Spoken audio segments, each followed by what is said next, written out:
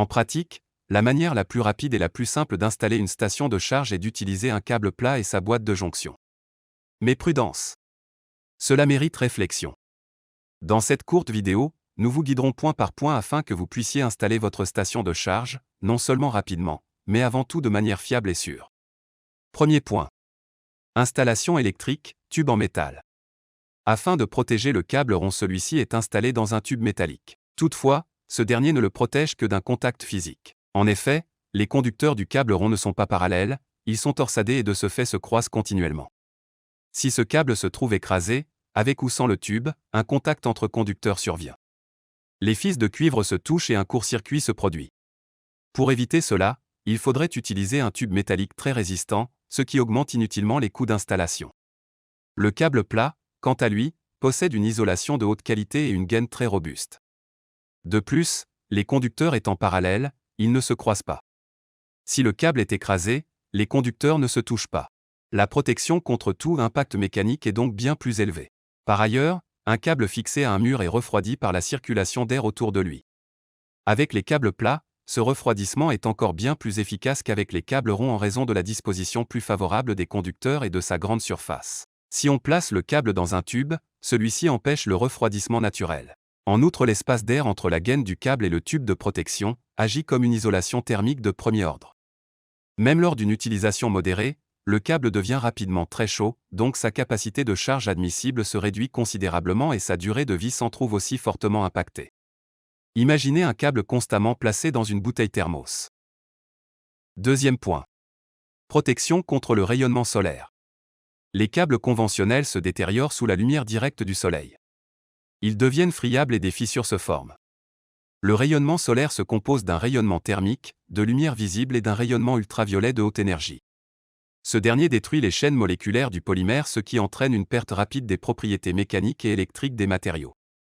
Souvent, pour une protection contre les UV, on préconise l'utilisation de produits de couleur noire. L'absorption du rayonnement par cette couleur peut, en effet, quelque peu empêcher la pénétration du rayonnement. Mais par contre, le noir absorbera beaucoup plus la chaleur. Exemple, un câble noir peut atteindre jusqu'à 80 degrés sous la lumière directe du soleil, sans même être sous tension. Un câble de couleur plus claire, gris par exemple, aura 20 degrés de moins dans les mêmes conditions. L'utilisation d'un câble noir réduit donc considérablement sa capacité de charge et sa durée de vie. Les câbles Plawert sont tout protégés contre les rayons UV par l'ajout de stabilisateurs d'UV. Ils peuvent donc sans aucun problème être utilisés en extérieur. Troisième point. Règlement sur les produits de construction. Les exigences de base du câble pour les stations de charge sont indiquées par la classification B2CA. Cette classification comprend la maîtrise de la propagation des flammes stables, ainsi que la limitation du développement du feu et du taux de dissipation de la chaleur. Cependant, d'autres critères s'avèrent essentiels au choix du câble. Exemple dans le cas de stations de charge de garage souterrain et de parking à étage.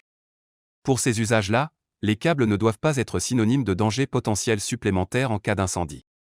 En d'autres termes, il ne doit y avoir ni fort dégagement de fumée, ni production de gouttes enflammées ni de dégagement de gaz corrosifs, acides. Ces classifications supplémentaires sont indiquées par les lettres S pour fumée, D pour gouttes enflammées et A pour gaz corrosif. La conformité avec ces classifications est de fait essentielle car de nombreuses stations de charge sont situées dans des espaces fermés. En pratique, il arrive souvent que des matériaux inflammables soient stockés directement sous le câble des stations de charge. Des gouttes enflammées sur les pneus, les produits de nettoyage ou les résidus d'huile au sol peuvent provoquer un incendie. En outre, le dégagement de fumée et les gaz acides rendent l'évacuation difficile. Pertes humaines et dégâts matériels importants peuvent survenir. Tout cela peut être évité en installant pour les stations de charge des câbles ayant une classification supérieure et appropriée. Tous les câbles Wurtz, sans exception, répondent aux exigences de sécurité les plus élevées et sont marqués en conséquence. Quatrième point. Infiltration d'eau dans la boîte de jonction.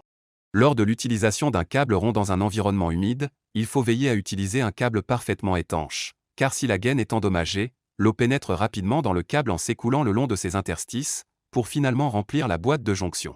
Cela entraînera des courts-circuits, endommagera les stations de charge connectées, et voire même entraînera un début d'incendie. Avec le câble plat, il n'y a aucun interstice de par la construction du câble.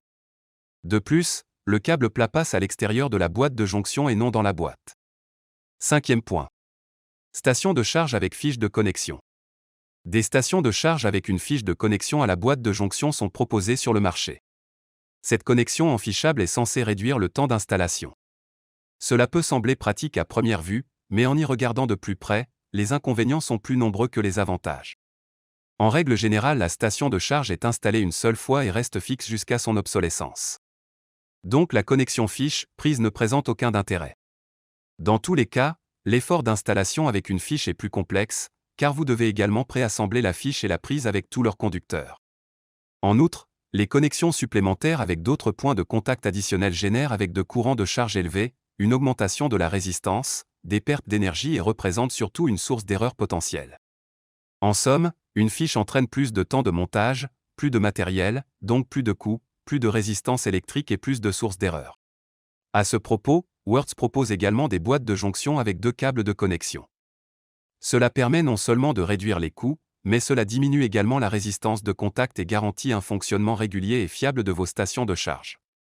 Würtz fournit également des boîtes de jonction préconfectionnées et testées, de sorte qu'il vous suffit de les fixer au mur et de les raccorder à votre station de charge. C'est le moyen le plus rapide et le plus sûr de procéder. Würtz, take the original.